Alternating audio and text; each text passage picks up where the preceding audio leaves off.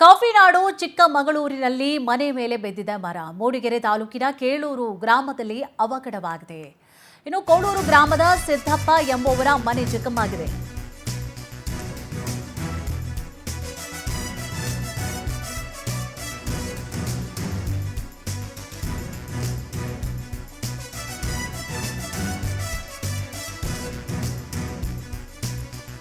ಅದೃಷ್ಟವಶಾತ್ ಯಾವುದೇ ಪ್ರಾಣಹಾನಿ ಸಂಭವಿಸಿಲ್ಲ. ಇದೊಂದು ಖುಷಿ ಪಡುವಂತಹ ವಿಚಾರ. ಮನೆ ಮೇಲೆ ಮರ ಬಿದ್ದಿದೆ, ಬಟ್ ಯಾವುದೇ ರೀತಿಯಾದಂತಹ ಅವಘಡ ಆಗಿಲ್ಲ. ಎಲ್ಲ ಕೂಡ ಸೇಫ್ ಆಗಿದ್ದಾರೆ. ಮಳೆಗಿಂತ ಗಾಳಿಯ ವೇಗ ಜಾಸ್ತಿ ಇತ್ತು, ಸೊ ಅದರಿಂದಾಗಿ ನಾನಾ ಅವಾಂತರಗಳು ಸೃಷ್ಟಿಯಾಗಿದೆ. ಸ್ಥಳಕ್ಕೆ ಪಂಚಾಯಿತಿ ಅಧಿಕಾರಿಗಳು ಕೂಡ ಭೇಟಿ ಕೊಟ್ಟು ಪರಿಶೀಲನೆ ನಡೆಸಿದ್ದಾರೆ. ಮನೆ ಮೇಲೆ ನೋಡಿ ಮರ ಬಿದ್ದಿದೆ. ಕಾರಣ ಏನು? ಸಿಕ್ಕಾಪಟ್ಟೆ ಗಾಳಿ, ನಿಂತುಕೊಂಡ್ರೆ ಸುಂಟ್ರು ಗಾಳಿ ಬೀಸುತ್ತಲ್ಲ, ಆ ಥರ ಗಾಳಿ ಬೀಸ್ತಾ ಇತ್ತು.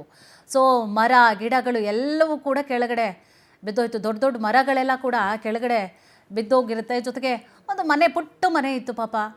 ಪುಟ್ಟ ಮನೆ ಮೇಲೂ ಕೂಡ ಮರ ಬಿದ್ದಿದೆ. ಅದರ ಪರಿಣಾಮವಾಗಿ ನೋಡಿ ಫುಲ್ ಹೆಂಚೆಲ್ಲ ಕೆಳಗಡೆ ಬಿದ್ದಿದೆ. ಸ್ವಲ್ಪ ಮೇಲ್ಗಡೆ ಚಾವಣಿ ಏನಿದೆ ಕಂಪ್ಲೀಟ್ ನಾಶ ಆಗಿಬಿಟ್ಟಿದೆ. ಸೊ ಒಳಗಡೆ ಏನಿದ್ರು ಯಾವುದೇ ರೀತಿ ಆದಂಥ ಅವರಿಗೆ ತೊಂದರೆ ಆಗಿಲ್ಲ.